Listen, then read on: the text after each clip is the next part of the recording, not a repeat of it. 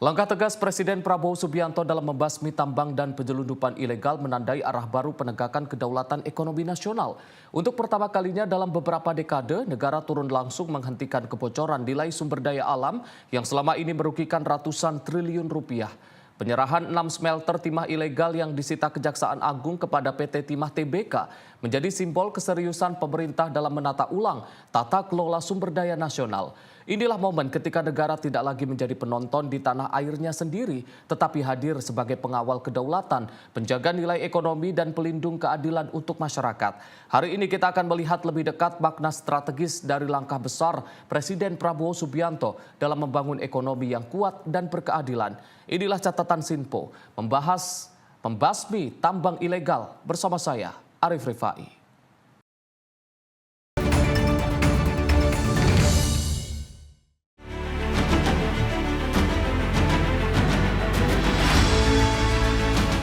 Suara lirih mesin penggali tanah ilegal itu perlahan terhenti. Setelah bertahun-tahun menjadi sumber kebocoran nilai dan kerusakan lingkungan, negara akhirnya hadir untuk mengambil kendali. Di Pulau Bangka dan Belitung, ratusan titik penambangan ilegal telah menjadi simbol paradoks, kaya sumber daya, namun miskin pendapatan negara. Dari sini potensi kehilangan ekonomi diperkirakan mencapai ratusan triliun rupiah setiap tahun. Pada Senin 6 Oktober 2025, Presiden Prabowo Subianto menyaksikan langsung penyerahan 6 smelter timah ilegal yang disita Kejaksaan Agung untuk dikelola oleh PT Timah Tbk. Langkah ini bukan sekadar penegakan hukum, tapi tanda dimulainya era baru, era ketika negara menegakkan kedaulatan ekonomi atas sumber daya alamnya sendiri. Dengan potensi monasit dan logam tanah jarang yang berkandungan nilai hingga 8 miliar dolar Amerika Serikat, Indonesia tidak lagi sekedar penambang mentah, tapi menuju industri strategis berbasis teknologi dan nilai tambah.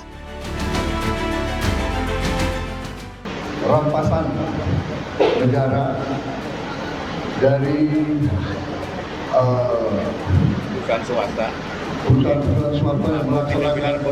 yang melaksanakan pelanggaran hukum, ya, illegal mining, tambang tanpa izin di kawasan PT Timah. Dan yang terlibat sudah dihukum dan pihak berwajib kejaksaan juga sudah menyita 6 smelter.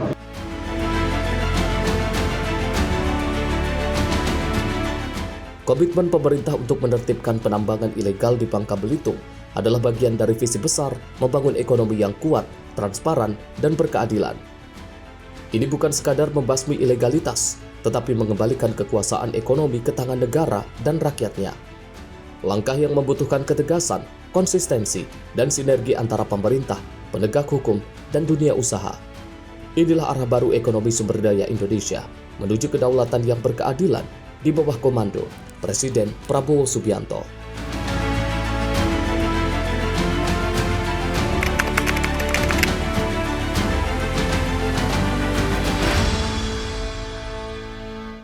Pemirsa, setelah sebelumnya publik dihebohkan dengan kasus korupsi timah yang menyebabkan kerugian negara hingga mencapai ratusan triliun rupiah, kini Presiden Prabowo Subianto dan juga jajarannya kembali melanjutkan proses tersebut. Salah satunya adalah dengan komitmen untuk memberantas tambang-tambang timah ilegal, terutama di wilayah Bangka Belitung.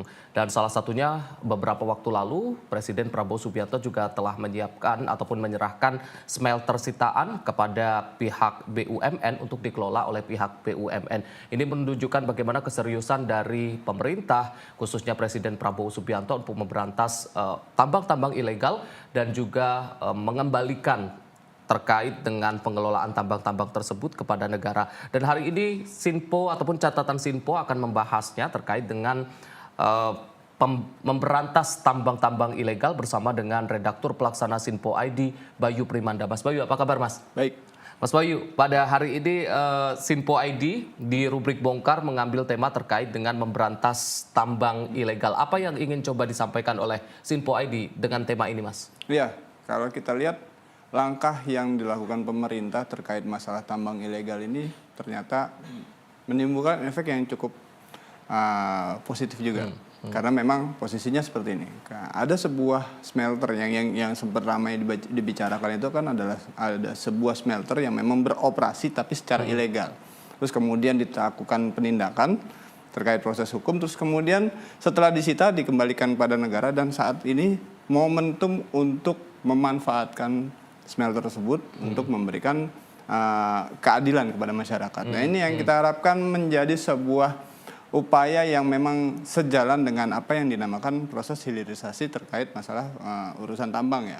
Terkait apalagi yang ramai dibicarakan itu adalah upaya hilirisasi nikel, di mana ini kan berarti secara nggak langsung dari yang sebelumnya ada proses penjual beli secara ilegal terkait masalah nikel, terus kemudian pada akhirnya dilakukan penindakan dan saat ini sudah diberikan kepada negara, dan negara tentunya bisa memanfaatkan ke depannya smelter tersebut.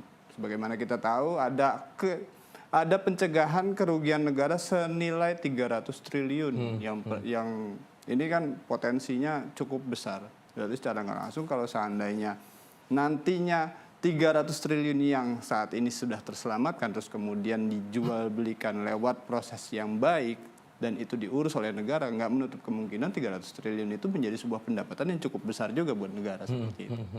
Mas Bayu, kalau dari ini kalau kita melihat apa langkah-langkah yang dilakukan oleh Presiden Prabowo Subianto, salah satunya dengan menyerahkan smelter sitaan tersebut dikembalikan kepada negara, ini adalah bentuk lanjutan dari kasus yang kemarin yang juga sempat menghebohkan publik dengan kasus korupsi timah yang mencapai ratusan triliun rupiah. Apakah ini juga menunjukkan bagaimana keseriusan dari Presiden Prabowo Subianto untuk salah satunya mungkin mengamalkan undang-undang dasar yang mengatakan bahwasannya seluruh kekayaan dikuasai oleh negara dan dimanfaatkan sebesar-besarnya untuk kepentingan rakyat, Mas? Ya, ini yang nantinya akan kita lihat ya, bagaimana proses pemanfaatan dari hasil smelter tersebut. Ya, kita harapkan bukan hanya sekedar proses penyerahannya saja. Jadi nantinya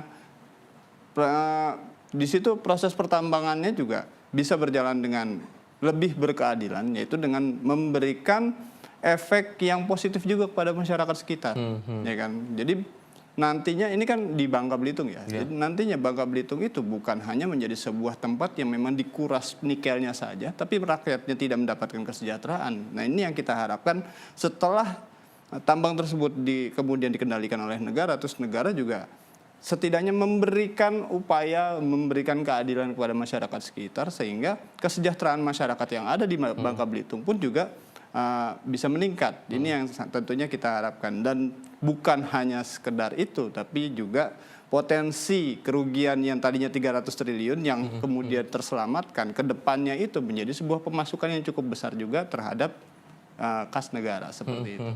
Mas, kalau kita melihat tambang-tambang ilegal yang ada di Bangka Belitung itu kan kebanyakan mungkin dijalankan oleh masyarakat sekitar atau masyarakat lokal yang mungkin memang sudah berpuluh-puluh tahun melakukan penambangan di lokasi tersebut, dengan kemudian diambil alih oleh negara. Kemudian apakah ada win-win solution terkait dengan pelaku-pelaku dari penambang-penambang atau penambang-penambang lokal tersebut, Mas? Ya, ini kita mencoba meminta pendapat dari sejumlah pengamat ekonomi ya, karena memang ini masalah yang cukup kompleks juga.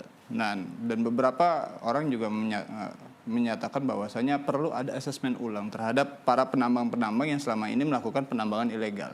Bagaimana kalau seandainya mereka ini, ya kita bicarakan saja bagaimana win-win solutionnya agar mereka tetap bisa melakukan penambangan tapi dengan cara yang legal tentunya, dan hasilnya pun bisa sesuai dengan tetap memberikan keadilan kepada para penambang tersebut dan juga tetap memberikan masukan terhadap negara. Ini yang kita harapkan bisa berjalan secara kesinambungan ya, karena memang ini tidak bisa dilokalisir hanya masalah adat istiadat setempat juga ya, karena memang sudah turun-temurun dan sudah lama melakukan penambangan, tentunya sudah ada budaya tersendiri bagi para penambang yang ada di Bangka Belitung, dan tentunya ini masih bisa untuk dibicarakan, masih bisa untuk disosialisasikan untuk kemudian setidaknya sama-sama mendapatkan kenyamanan, baik itu para penambang yang kemudian bisa melakukan penambangan secara legal pada akhirnya, terus kemudian negara tetap mendapatkan pemasukan dari hasil tambang tersebut.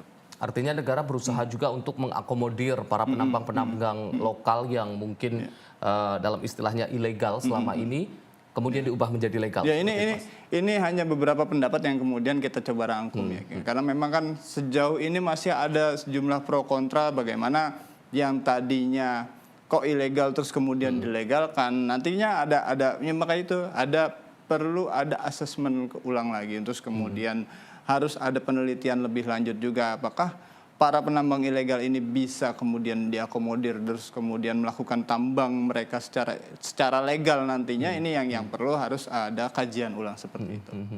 Ini juga mungkin seperti dilema sendiri juga karena ini cukup kompleks di mana penambang-penambang yang melakukan penambangan selama ini yang mungkin sudah bertahun-tahun melakukan penambangan di daerah tersebut mungkin kebanyakan juga masyarakat lokal. Artinya kalau misalkan kemudian sudah diambil alih oleh negara, artinya negara harus mampu juga memastikan bahwasannya penambangan-penambangan yang dilakukan tersebut mampu memberikan manfaat juga kepada masyarakat. Ya, karena yang menjadi poin pentingnya itu adalah bukan hanya sekedar mengembalikan proses penambangan yang ilegal terus kemudian menjadi milik negara, kemudian penambangannya jadi legal, tapi tidak mengesampingkan dengan adat istiadat setempat ya, dengan tetap mempekerjakan para penambang-penambang yang selama ini sudah bekerja, dan mereka kan juga tetap harus dikasih win-win solution. Ini yang kita harapkan bisa berjalan kesinambungan dengan baik, terus kemudian masyarakat Bangka Belitung khususnya bisa mendapatkan peningkatan kesejahteraan. Ini yang tentunya sangat-sangat kita harapkan, dan ya kita harap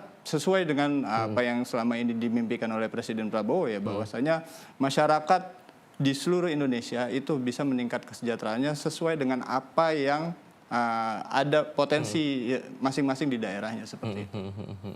Mas, kalau kita melihat juga bagaimana upaya-upaya yang dilakukan oleh Presiden Prabowo Subianto, salah satunya di awal-awal kemarin juga di awal-awal menjabat sudah kita dihebohkan dengan kasus timah tersebut yang merugikan negara sampai ratusan triliun rupiah, dan ternyata tidak berhenti di sana tapi sampai dengan kemudian saat ini dengan menyerahkan smelter-smelter ilegal tersebut atau sitaan-sitaan tersebut kepada negara. Apa yang coba diupayakan oleh Presiden Prabowo Subianto dengan langkah-langkah ini, Mas? Ya, ini kita melihat Presiden Prabowo punya komitmen yang tinggi ya untuk kemudian bisa melihat bahwasanya tambang-tambang tersebut sebenarnya bisa memberikan keuntungan yang positif buat negara tentunya maupun ke warga sekitar dengan pengelolaan yang lebih profesional. Dan kita harapkan setelah adanya penyerahan tambang smelter tersebut kepada negara, kita harapkan nantinya bukan hanya negara saja yang mendapatkan pemasukan senilai 300 triliun tersebut ya kan, karena memang kan potensinya kan 300 triliun. Jadi bukan hanya negara saja yang menikmati, tapi kemudian warga sekitar yang ada di wilayah tambang pun juga bisa mendapatkan kesejahteraan tersebut dengan harapan seperti ini. Kemungkinan dengan adanya pengelolaan yang lebih baik lagi, kemudian proses penambangan yang tentunya bisa lebih legal lagi, maka warga sekitar bisa ikut serta dalam proses penambangan tersebut dengan lebih nyaman lagi ya kan, karena mereka tidak melakukan penambangan secara ilegal. Dan ini yang tentunya kita harapkan proses tersebut bisa berjalan secara kesinambungan, dan juga para menteri-menteri yang berada di bawah Presiden Prabowo juga bisa menjalankan keinginan Presiden sesuai dengan yang diharapkan seperti itu. Kemudian dalam konteks globalisme, apakah ini merupakan langkah juga meneruskan yang tadi sempat dijelaskan bahwasanya ini merupakan bentuk hilirisasi dari pertambangan terutama timah, kemudian nikel dan lain sebagainya. Ini merupakan salah satu melanjutkan hilirisasi tersebut, Mas? Iya, karena memang seperti ini. Dengan adanya proses hilirisasi, berarti secara langsung Indonesia bukan hanya sebagai sebuah negara yang memasok bahan mentah keluar. Indonesia bisa menjadi pemain tersendiri untuk kemudian mereka mendesain sendiri produk-produk yang kemudian dibutuhkan oleh negara-negara lain. Jadi bukan hanya sekedar memasok bahan baku saja. Dan kita harapkan proses hilirisasi ini bisa berjalan dengan baik untuk kemudian masyarakat pun bisa mendapatkan peningkatan kesejahteraan seperti itu. Tapi kasus tambang ilegal kan saat ini yang memang menjadi sorotan adalah yang terjadi di Bangka Belitung atau yang ada di Bangka Belitung. Tapi tidak menutup kemungkinan bahwa saja ada tambang-tambang ilegal lain di daerah-daerah lain yang mungkin juga bisa mengakibatkan kerugian negara yang tidak sedikit juga, Mas. Nah, ini yang menarik karena memang seperti ini. Indonesia ini luas juga ya. Jadi memang ada beberapa titik-titik yang memiliki potensi-potensi penambangan. Nah, ini yang kita harapkan nantinya akan disisir oleh aparat penegak hukum. Apakah nanti ada tambang-tambang yang selama ini beroperasi secara ilegal dan itu juga setidaknya trik-triknya sama dengan apa yang dilakukan di Bangka Belitung. Ketika nanti itu ditemukan, terus kemudian perlu adanya proses penindakan hukum. Apakah di situ ada potensi korupsi atau tidak? Apakah di situ ada potensi yang kemudian merugikan negara atau tidak? Dengan adanya proses hukum tersebut, kemudian nanti statusnya pun bisa diputuskan. Apakah ini merupakan tambang ilegal atau tidak? Terus kalau misalnya ilegal, nanti apakah layak untuk disita atau tidak?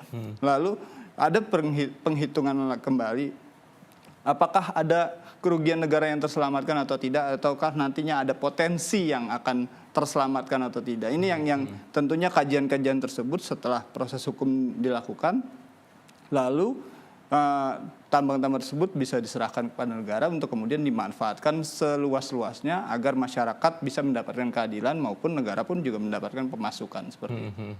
Mas, saat ini kan memang smelter sitaan tersebut diserahkan untuk dikelola oleh BUMN. Apa yang jaminan, apakah ada jaminan kemudian BUMN ini bisa lebih efisien dibandingkan dengan pihak swasta yang memang sudah legal secara hukum dan lain sebagainya, Mas? Nah, sekarang tinggal bagaimana BUMN bisa mengelola tambang-tambang yang tadinya sudah diserahkan kepada mereka. Dengan adanya penyerahan tersebut, maka tanggung jawabnya ada di BUMN. Kita lihat saja nanti ke depannya, karena ini kan prosesnya baru penyerahan ya. Nanti ada reviewnya. Justru yang kita ingin dorong adalah proses akuntabilitas terkait masalah penambangan yang saat ini sudah diserahkan kepada negara. Bila nantinya terwujud adanya akuntabilitas tersebut, seperti misalnya laporan berkala, baik itu 3 bulan ataupun 6 bulan, terus kemudian bagaimana proses penambangannya itu bisa kemudian memberikan efek positif kepada masyarakat sekitar, ya tentu kepercayaan masyarakat tentunya akan tumbuh, terus kemudian kita bisa melihat secara akuntabel apakah tambang tersebut memberikan nilai positif terhadap negara atau tidak. Ini yang tentunya sangat-sangat kita harapkan, karena memang kondisi yang bisa satu-satunya yang bisa mengembalikan kepercayaan publik terhadap proses-proses penambangan yang saat ini berada di BUMN adalah salah satunya terkait akuntabilitas seperti itu. Artinya ini juga butuh pengawasan juga, terutama dari presiden, kemudian dari masyarakat juga untuk melihat apakah ketika memang tambang-tambang ini sudah dikelola oleh BUMN ataupun negara, ini bisa memberikan manfaat yang seluas-luasnya, khususnya untuk masyarakat lokal yang ada di sana. Mas, kita akan lanjutkan lagi perbincangan kita usai jeda pariwara. Pemirsa jangan kemana-mana, usai jeda kita akan kembali lagi. Tetaplah bersama kami di Catatan Sinpo.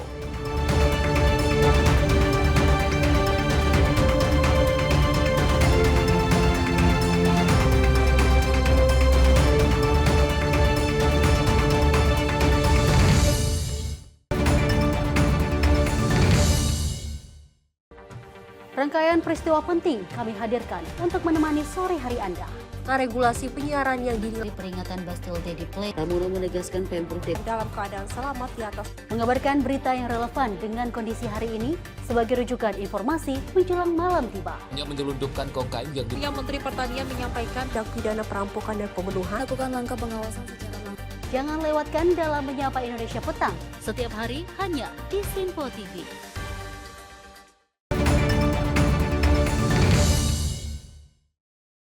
Pemirsa, Anda kembali menyaksikan Catatan Sinpo, masih membahas tema kita pada hari ini terkait dengan memberantas tambang ilegal. Mas Wahyu, kita lanjutkan lagi obrolan kita, Mas. Ini kan banyak yang memuji langkah dari Presiden Prabowo Subianto yang dinilai ini sebagai langkah untuk memberantas ataupun mencegah kebocoran dari kekayaan negara melalui tambang timah khususnya.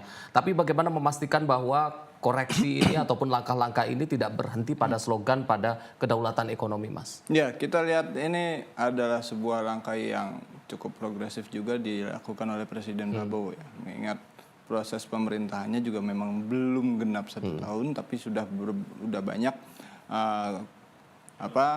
terobosan-terobosan yang kemudian kita lihat ini cukup memberikan dampak yang positif juga terkait masalah kedaulatan ekonomi. Karena memang seperti ini, slogan kedaulatan ekonomi ini kan berarti secara nggak langsung kembali lagi pada bagaimana cara sebuah negara itu bisa mencukupi kebutuhannya dengan melakukan kedaulatan ekonomi, yaitu dia bisa hidup dengan pendapatan yang selama ini mereka tampung sendiri ya kan, yang memang mereka kerjakan terus kemudian bisa mendapatkan keuntungan ekonomi dalam proses berjalannya sebuah negara. Nah, ini yang kita harapkan apa yang kemudian dicita-citakan oleh Presiden Prabowo tersebut bisa tercapai ya. Dengan caranya salah satunya yaitu melakukan penegakan hukum. Karena memang dalam proses yang masalah tambang ini kita lihat awalnya kan memang dari proses penegakan hukum yang kemudian terungkap ke publik ya. Bagaimana dalam prosesnya itu ada sebuah tambang smelter ilegal, terus kemudian dia bekerja dengan jenjang waktu yang sekian tahun lamanya, terus kemudian dengan potensi kerugian negara yang ratusan triliun itu, terus kemudian pada akhirnya ketika sudah dilakukan proses penindakan hukum, pada akhirnya itu dikembalikan ke negara, dan ini yang nantinya ke depannya bisa kita harapkan bisa memberikan pemasukan yang tinggi terhadap negara juga. Jadi nggak menutup kemungkinan ke depannya smelter ini bisa menghasilkan yang tadinya potensi kerugian negara bisa menjadi potensi keuntungan negara. Dikonversi seperti itu, di mana 300 triliunnya kemudian menjadi sebuah pemasukan tersendiri buat negara dari hasil smelternya doang ya, dari hasil yang sudah disita ini doang. Ini kan cukup tinggi nominalnya, 300 triliun, terus kemudian masuk kepada negara, dan kita harapkan ke depannya ada proses penindakan hukum yang lain, terus kemudian bisa memberikan dampak positif seperti yang sudah terjadi di Bangka Belitung seperti itu. Artinya ini merupakan upaya yang dilakukan oleh Presiden Prabowo Subianto ataupun pemerintahannya dalam rangka mengembalikan kerugian negara yang kemarin sempat mencapai ratusan triliun rupiah, kemudian kita konversi menjadi potensi keuntungan negara ini, Mas. Ya, karena memang proses penegakan hukum menjadi tonggak awal untuk kemudian bisa mengembalikan yang tadinya istilahnya itu kerugian negara, terus kemudian dikonversi menjadi sebuah keuntungan dari hasil penambangan yang sudah disita oleh negara. Kemudian Mas, ini sebagai mencegah ataupun upaya mencegah agar pemberantasan tambang ilegal ini tidak berubah sekedar pergantian pemain. Artinya memang dari sebelumnya ilegal, kemudian dari pihak swasta ataupun penambang lokal, kemudian diubah ke negara, kemudian ke BUMN, tapi kita harus memastikan juga upaya ataupun benar-benar memberikan keuntungan untuk negara dan juga bermanfaatan bagi masyarakat sekitar juga, Mas. Iya, kalau seandainya caranya kita juga mencoba untuk meminta pendapat oleh sejumlah pengamat ya. Dan beberapa pihak pun mengatakan bahwasannya penegakan hukum menjadi tonggak awal untuk kemudian bisa menjadi pengawas yang paling inti bagaimana sebuah proses penambangan itu bisa berjalan dengan baik dan memberikan dampak positif baik buat negara sendiri maupun kepada masyarakat yang ada di wilayah sekitar tambang tersebut. Nah, ini yang pada akhirnya Sinpo mencoba mendorong kepada pihak-pihak terkait untuk kemudian tetap melakukan akuntabilitas dalam proses penambangan. Apakah itu nantinya akan ada laporan berkala, apakah itu 3 bulan atau enggak per 6 bulan, ini yang tentunya menjadi sebuah solusi untuk kemudian bisa menjadi warning trigger untuk mencegah yang namanya proses korupsi terjadi. Ya, kita harapkan ini bisa berjalan dengan baik ya, karena memang sangat-sangat diharapkan tambang yang tadinya sudah disita dan akhirnya sudah diserahkan ke negara ini bisa memberikan dampak positif, bukan hanya sekedar seremonial penyerahan saja, terus kemudian ke belakangnya justru malah merugi, padahal negara sudah mengelola smelter tersebut. Nah ini yang kita harapkan tidak terjadi. Terus kemudian ada sistem pengawasan yang cukup ketat dan terus kemudian pengawasan publik yang juga bisa dilakukan secara seksama lewat akuntabilitas tersebut. Nah kita harapkan ini bisa memberikan dampak positif bagaimana nantinya proses penambangan bisa jauh lebih baik, terus kemudian negara mendapatkan keuntungan dan masyarakat wilayah sekitar tambang pun juga mendapatkan peningkatan kesejahteraan seperti itu. Ini terkait dengan kedaulatan ekonomi tersebut, Mas. Ini kan beberapa ada salah satu ekonom yang juga ditulis di rubrik Bongkar dari Sinpo ID menyebutkan bahwasannya kedaulatan tanpa efisiensi akan menimbulkan potensi nasionalisme yang mahal. Ini bagaimana upaya-upaya agar kita tidak terjebak pada hal tersebut, Mas? Nah, dalam proses tadi yang saya katakan bahwasanya akuntabilitas jadi salah satu modal yang paling penting untuk kemudian bisa menjadi sebuah sistem pengawasan tersendiri agar tambang tersebut bisa berjalan dengan baik dan proses hasil tambangnya juga bisa dimanfaatkan secara lebih positif lagi. Jadi bukan hanya sekedar nantinya kan kalau bila mana sudah dilakukan proses akuntabilitas yang cukup baik ya, berarti secara nggak langsung akan terlihat tuh masyarakat bisa lebih memberikan kritik lebih dalam lagi terkait proses penggunaan hasil keuntungan negara dari hasil tambang tersebut. Ya kan ini bisa melakukan pengawasan terus kemudian melakukan laporan-laporan bila seandainya memang ada laporan yang cukup ganjil. Nah ini yang kita harapkan bisa terus bersama-sama kita saksikan, bisa sama-sama kita awasi sehingga proses penambangannya bisa dilakukan secara baik dan juga memberikan impact yang positif kepada masyarakat seperti itu.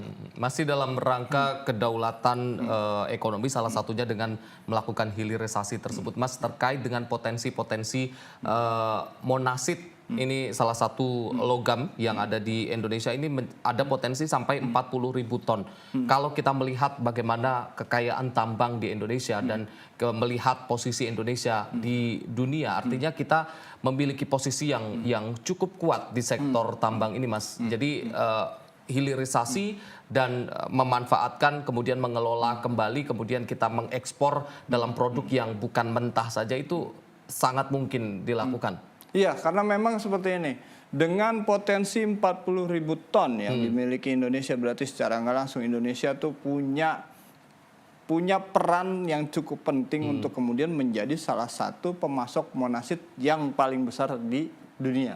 Sebagaimana kita tahu kan, dalam proses pengembangan teknologi ke depannya kan ada sejumlah bahan-bahan baku yang kemudian dibutuhkan, termasuk salah satunya ya monasit tadi. Makanya kita harapkan dengan adanya potensi tersebut negara bisa memanfaatkan momentum sepanjang ini monasit ini kan banyak diperlukan di sejumlah negara. Berarti secara nggak langsung negara harus bisa memanfaatkan momentum ini dan termasuk juga bisa memanfaatkan momentum tersebut dengan cara seperti ini. Salah satunya kita minta pendapat juga ya ke sejumlah pengamat. Salah satunya yaitu dengan memanfaatkan tenaga kerja yang selama ini berada di tenaga kerja lokal, terus kemudian bisa dimanfaatkan dengan lebih baik lagi dengan cara mereka dipekerjakan di tambang-tambang yang ada di wilayah Indonesia untuk kemudian bisa mendapatkan keuntungan baik itu dari proses penambangannya, terus kemudian mempekerjakan para warga-warga lokal. Jadi ini juga bisa ada kemungkinan membuka lapangan pekerjaan yang seluas-luasnya.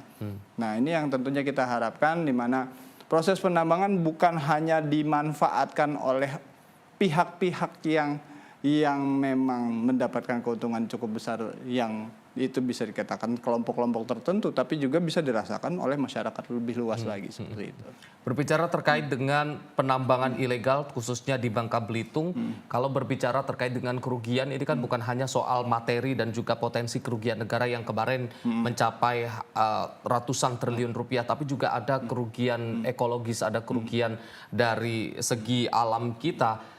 Dan artinya memang dari pemerintah ini bukan ada PR satu lagi, bukan hanya mengembalikan dari tambang ilegal menjadi tambang legal, kemudian dikelola oleh negara, tapi juga ada upaya restorasi untuk mengembalikan kerusakan-kerusakan yang ditimbulkan dari tambang ilegal tersebut, Mas. Ya, disinilah perlunya sebuah keterlibatan dari akademisi.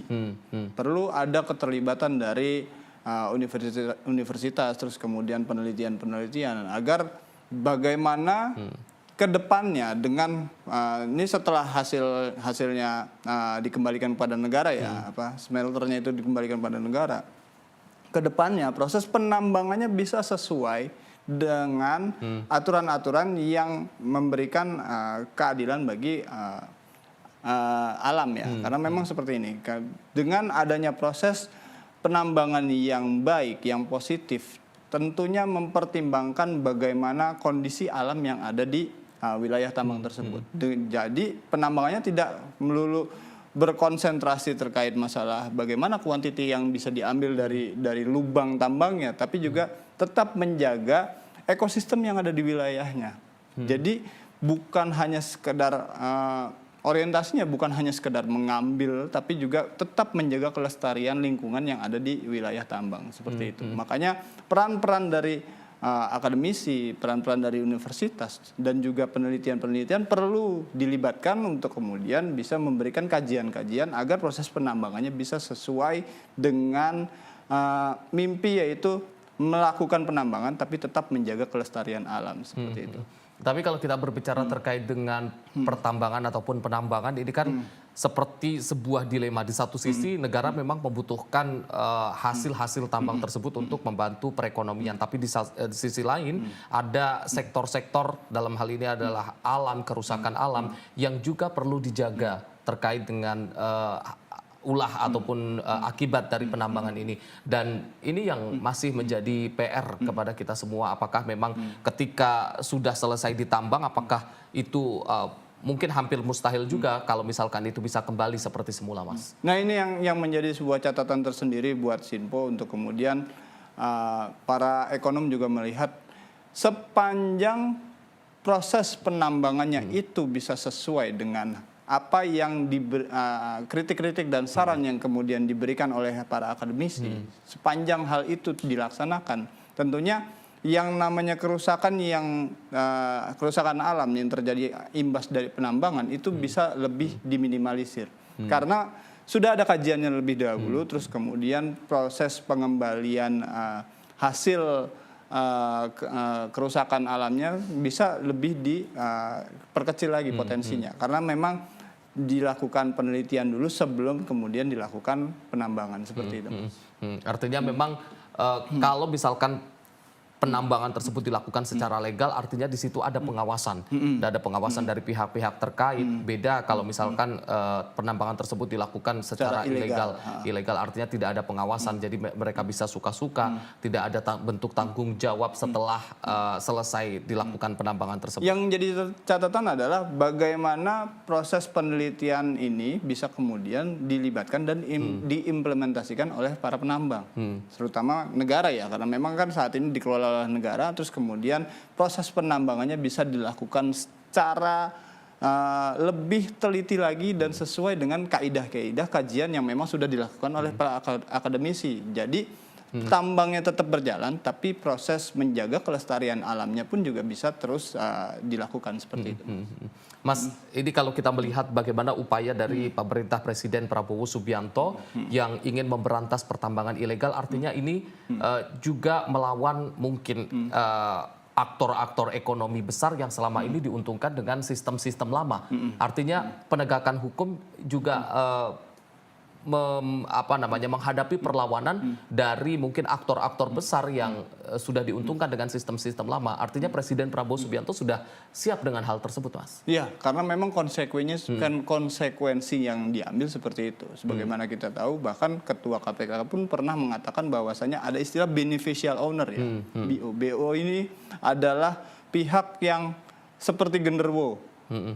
Jadi tidak ada di depan layar tapi menyeramkan. Nah, ini yang tentunya sedang dibidik oleh Presiden Prabowo untuk kemudian dia berani untuk menyatakan bahwasanya proses penambangan yang selama ini hanya menguntungkan sejumlah kelompok kecil saja, tapi kemudian bisa dilakukan proses penindakan hukum sepanjang itu ada pelanggarannya ya, terus kemudian disita dan kemudian hasilnya bisa dimanfaatkan oleh negara seperti itu. Artinya memang sudah siap dengan segala resiko termasuk dengan menghadapi aktor-aktor ekonomi lama, mungkin besar juga yang mungkin sudah lama mendapatkan keuntungan yang cukup besar dari sistem yang selama ini menggunakan tambang-tambang ilegal tersebut. Ya, ini patut kita apresiasi juga ya, karena memang keberanian ini yang kemudian layak untuk dimiliki oleh seorang pemimpin. Jadi dengan adanya keberanian tersebut terus melakukan penindakan terhadap para aktor-aktor yang selama ini meraup keuntungan untuk dirinya sendiri, ini kita harapkan kemudian bisa dilakukan dengan baik oleh jajaran di bawahnya ya, yaitu aparat penegak hukum, baik itu Kejaksaan Agung, terus kemudian ada Polri, ada KPK juga. Ya, kita harapkan mereka bisa kemudian sejalan dan melakukan penindakan-penindakan sesuai dengan koridor mereka masing-masing, yaitu dengan menindak sepanjang ditemukan adanya potensi kerugian negara ataupun potensi dugaan-dugaan korupsi yang ada di prosesnya, seperti itu, Mas. Dan kalaupun memang itu sudah beralih menjadi legal, itu pun bukan serta-merta kita sudah menang ataupun karena memang harus ada pengawasan ekstra juga terkait dengan kebermanfaatan dari tambang-tambang tersebut, apakah memang sudah benar-benar memberikan keuntungan untuk negara dan juga dimanfaatkan seluas-luasnya untuk kepentingan dari rakyat, khususnya masyarakat sekitar. Iya, betul, karena memang proses hukum itu menjadi tonggak awal untuk kemudian bagaimana nantinya tambang tersebut bisa memberikan manfaat yang positif baik pada negara maupun pada masyarakat luas. Seperti itu, Mas. Baik, Mas Bayu, kita akan lanjutkan lagi obrolan kita usai jeda pariwara. Pemirsa jangan kemana-mana, usai jeda kita akan kembali lagi. Tetaplah bersama kami di Catatan Sinpo.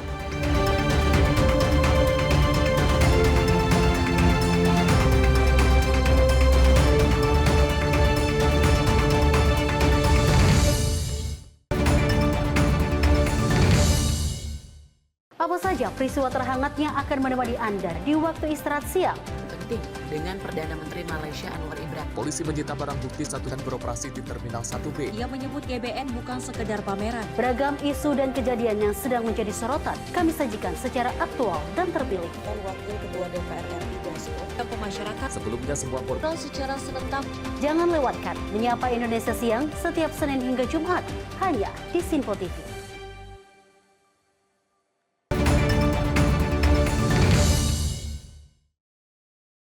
Pemirsa, Anda kembali menyaksikan Catatan Sinpo, masih membahas tema kita pada hari ini terkait dengan memberantas tambang ilegal. Mas Bayu, kalau kita dari pembahasan kita tadi bahwasannya penyerahan smelter tambang tersebut ke pihak BUMN. Kita berbicara terkait dengan pihak BUMN ini. Apakah ada kepastian ataupun disebutnya kepastian bahwasanya BUMN ini bisa lebih baik menjalankan pertambangan ini dibandingkan dengan pihak swasta yang memang selama ini sudah melakukan penambangan yang itu legal. Ya, kalau kita lihat bagaimana nantinya apakah publik kemudian bisa memberikan trust kepada proses penambangan setelah adanya pengalihan dari hasil yang tadinya disita terus kemudian diserahkan pada negara dan saat ini dikelola di bawah BUMN. Ya, ini bisa meningkat tingkat kepercayaan publiknya sepanjang dilakukan akuntabilitas tersebut. Ya, pasti seperti ini. Dengan adanya proses pengelolaan di bawah BUMN, kita harapkan nantinya BUMN ini bisa melihat bagaimana proses penambangan yang selama ini berjalan secara ilegal terus kemudian dibenahi. Yang tentunya seperti bila seandainya ada sejumlah kritik yang kemudian ramai dibicarakan di media sosial, Sinpo ID mencoba untuk memberikan flashback lagi bahwasanya saat ini DPR juga sedang menggodok undang-undang BUMN, ya kan? Berarti secara nggak langsung ada upaya juga yang saat ini dijalankan oleh negara untuk kemudian membenahi masalah-masalah yang selama ini terjadi di BUMN lewat revisi undang-undang tersebut. Ya, kita harapkan revisi tersebut bisa berjalan dengan baik karena memang perlu ada perbaikan-perbaikan yang nantinya diharapkan bisa mengubah pola kerja BUMN yang membidangi masalah pertambangan, termasuk salah satunya setelah adanya penyerahan tambang yang dilakukan oleh Presiden, kita harapkan dengan semangat untuk kemudian memberikan dampak positif kepada negara, kita harapkan pengelolaan ini bisa berjalan dengan baik, terus kemudian bisa memberikan manfaat yang baik kepada masyarakat lebih luas lagi, seperti itu, Mas. Apakah ini juga bentuk terkait dengan upaya sentralisasi dari tambang-tambang dan juga kekayaan negara kita sesuai dengan amanat dari undang-undang bahwa saja seluruh kekayaan negara ini dikuasai oleh negara dan dimanfaatkan sepenuhnya untuk kepentingan dari rakyat dan juga masyarakat, Mas? Iya, karena memang mimpinya seperti itu ya. Mimpinya. Terus juga DPR pun sebagai pembuat kebijakan, membuat undang-undang, saat ini juga berkonsentrasi untuk kemudian bisa menelurkan sebuah kebijakan yang bagus, undang-undang yang bagus terkait masalah pemanfaatan pertambangan lewat revisi undang-undang BUMN tersebut. Dan beberapa pendapat dari anggota legislatif juga sudah kita muat. Salah satunya yang bisa saya kutip itu adalah bahwasanya DPR akan tetap bersama pemerintah untuk bisa kemudian melakukan perbaikan-perbaikan dalam sektor penambangan. Kita harapkan ini bisa sejalan, terus kemudian prosesnya bisa berjalan dengan baik, dan tentunya yang Sinpo ID coba sampaikan kepada publik, kita tetap mendorong adanya akuntabilitas dalam proses penambangan tersebut. Karena memang dengan akuntabilitas tersebut berarti secara nggak langsung negara bisa memberikan laporannya dan memberikan tanggung jawabnya bagaimana proses penambangan yang selama ini sudah dijalankan, apakah memberikan dampak positif terhadap masyarakat. Nah, ini yang laporan-laporan tersebut yang tentunya sangat-sangat kita tunggu, karena memang dengan adanya laporan tersebut tentunya akan ada kritik dan saran dan masukan-masukan yang bisa dilakukan oleh publik. Dan ini yang bisa kemudian menjadi sebuah catatan bagaimana proses penambangan yang dilakukan oleh negara bisa memberikan manfaat yang lebih baik, seperti itu. Kalau kita berbicara terkait dengan tambang ilegal yang terjadi di Bangka Belitung, kalau kita melihat dari potensi kerugian negara yang waktu itu disebutkan mencapai ratusan triliun rupiah, artinya pertambangan tersebut dilakukan sudah bertahun-tahun. Dan yang menjadi pertanyaannya adalah kenapa baru tahun kemarin atau pada awal pemerintahan Presiden Prabowo Subianto kemudian kasus tersebut diungkap ke publik. Artinya memang dari tahun-tahun sebelumnya itu belum pernah tersentuh tuh pertambangan ilegal ini, Mas. Nah, ini yang menjadi sebuah catatan tersendiri ya, karena memang bagaimana sebuah smelter yang skalanya bukan 1 kali 60 meter ya. Kalau smelter itu kan besar kan. Berarti secara nggak langsung prosesnya itu kan udah lalu lalang ke sana kemari. Terus kemudian kok bisa baru ketahuan dan baru diungkap kasusnya ketika era Presiden Prabowo. Ini bisa kita tarik benang merahnya bahwasanya sistem pengawasan yang ada di daerah tersebut yang kemudian harus bisa dikatakan harus diberi vitamin agar bisa lebih kuat lagi proses pengawasannya, karena memang pemerintah daerah tentunya menjadi sebuah kepanjangan tangan pemerintah pusat untuk kemudian melakukan pengawasan terhadap apapun yang terjadi di wilayah mereka masing-masing. Dan ini terjadi di wilayah Bangka Belitung, berarti secara nggak langsung proses pengawasan yang ada di daerah tersebut yang kemudian perlu dibenahi. Nah, ini yang pada akhirnya setelah terungkap di era Presiden Prabowo, terus kemudian diproses secara hukum dengan cukup baik juga ya, karena memang nilai potensial kerugian negaranya mencapai hampir 300 triliun, itu kan cukup besar ya. Berarti ke depannya itu kan masih ada potensi yang masih terus bisa digali kan, dengan adanya penyelamatan nilai senilai 300 triliun tersebut. Berarti secara nggak langsung ke depannya negara akan punya potensi keuntungan senilai dengan apa yang tadinya menjadi sebuah potensi kerugian negara. Nah, ini yang kita harapkan nantinya bisa dikelola dengan baik, bukan hanya berarti pola tanggung jawabnya bukan hanya sekedar nantinya ke depan bukan hanya di BUMN saja, tapi juga ada pemerintah daerah yang perlu melakukan proses pengawasan-pengawasan, termasuk terkait masalah penerbitan perizinan terkait masalah tambang. Ini yang menjadi sebuah catatan tersendiri ya.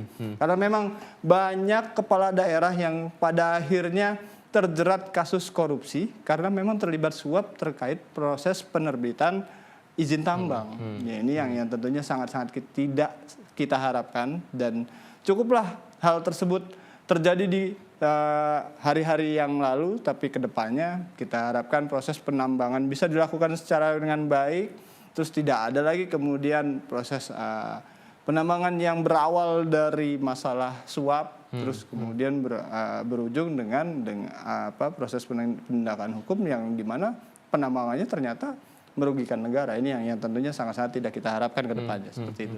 Terkait dengan proses penerbitan izin tambang tersebut, apakah memang selama ini berada di pemerintah daerah, Mas?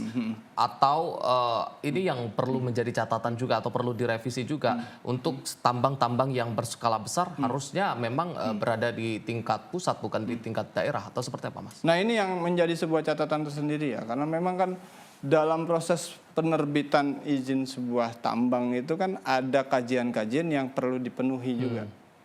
Baik itu kemudian perizinan yang ada di wilayah koridornya pemerintah daerah maupun ada yang di koridornya Kementerian SDM. Ini yang tentunya menjadi sebuah catatan tersendiri bagaimana prosesnya bisa dijalankan dengan baik tanpa harus melalui dalam tanda kutip masalah suap.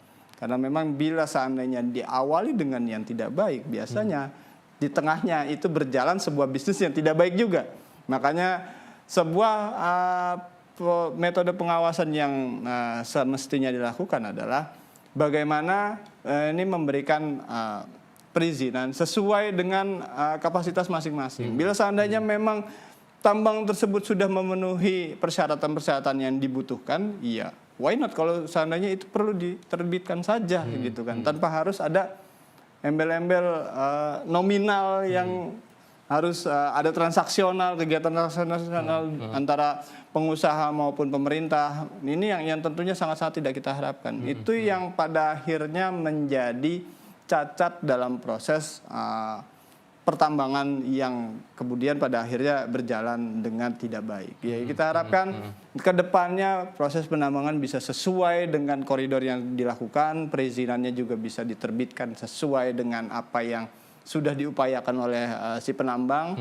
Terus dalam prosesnya masyarakat sekitar pun tidak kemudian menjadi pihak yang dirugikan. Karena memang sebagaimana kita tahu, proses penambangan itu kan biasanya melibatkan warga sekitar. Kalaupun mereka tidak kebagian kuehnya tambang, mereka juga kebagian debunya. Ini yang pada akhirnya cukup sangat disesalkan oleh masyarakat sekitar ya. Jadi yang tadinya tidak ada aktivitas tambang, lalu lintas itu biasa saja, terus kemudian ketika ada aktivitas tambang, kemudian jalannya jadi macet atau enggak banyak truk besar lalu lalang, jadi jalanannya rusak parah. Ini yang tentunya sangat-sangat miris kalau seandainya kita lihat di wilayah-wilayah tambang yang ada di Indonesia. Jadi masyarakat pun jadi korban. Nah, kita harapkan dengan penambangan yang legal, terus kemudian proses penambangan yang memberikan manfaat besar terhadap negara, tentunya kita harapkan bisa juga memberikan dampak positif kepada masyarakat yang ada di wilayah tambang, seperti itu. Adanya kompensasi terkait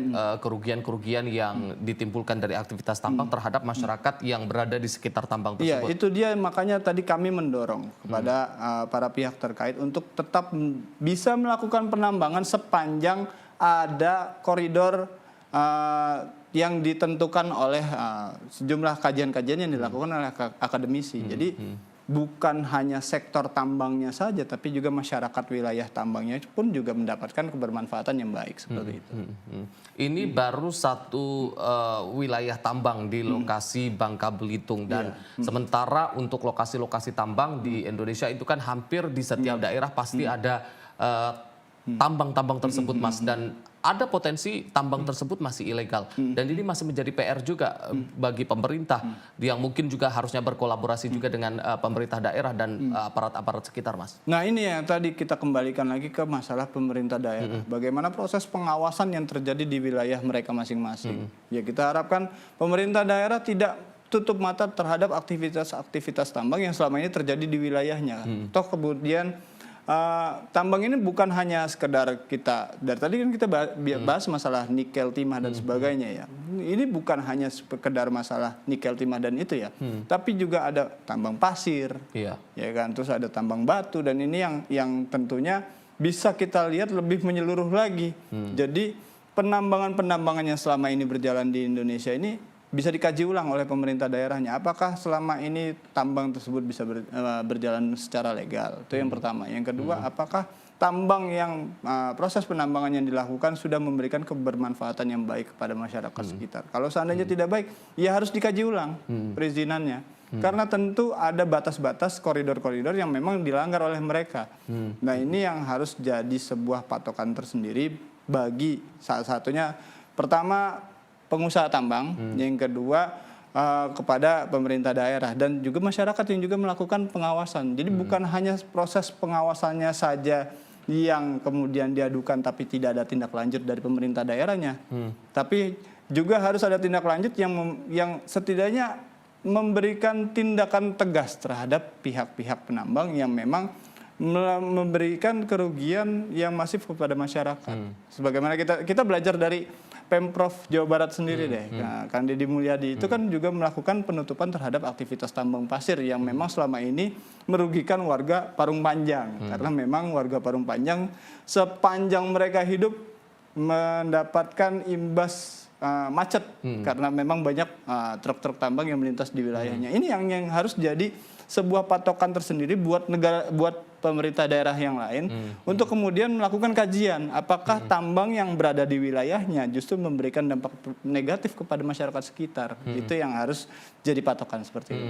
Artinya upaya memberantas tambang ilegal ini tidak hanya berhenti saja pada tadi Bangka Belitung tersebut, tapi harus ada evaluasi juga di setiap daerah.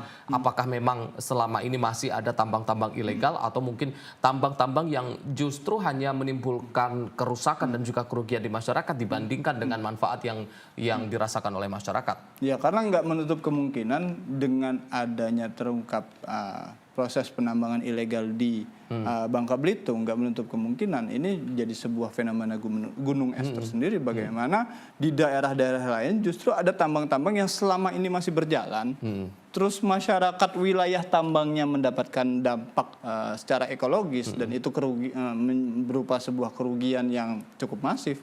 Tapi belum ada penindakan dari pemerintah daerahnya. Ini yang kita harapkan bisa kemudian menjadi pertimbangan secara bersama ya, baik itu pemerintah pusat maupun pemerintah daerah, termasuk juga melibatkan penegak hukum untuk kemudian melakukan penindakan-penindakan terhadap aktivitas tambang yang bukan dalam koridor yang dilakukan oleh mereka seperti itu.